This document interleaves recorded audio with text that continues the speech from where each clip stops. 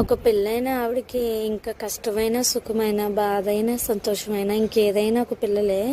ఇంకే situation face చేసినా వాళ్ళ పిల్లల కోసమే ఫేస్ చేస్తుంది. ఏ బాధ అయినా వాళ్ళ పిల్లల కోసమే భరింతుంది. ఏ మాట అయినా పిల్లల కోసమే పడుతుంది. ఏ పని అయినా పిల్లల కోసమే చేస్తుంది అనమాట. ఏంటక్క ఎంత పెద్ద పెద్దగా మాట్లాడుతున్నా అనుకుంటున్నారా? ఏమీ కాదు, ఎందుకో చెప్పాలనిపించింది. నేనే చాలా వంకలు పెడతానంటే నా కొడుకు మరీని ఎగ్ రైస్ చేస్తేనే కానీ స్కూల్కి వెళ్ళడానికి కూర్చున్నాడు ఈరోజు.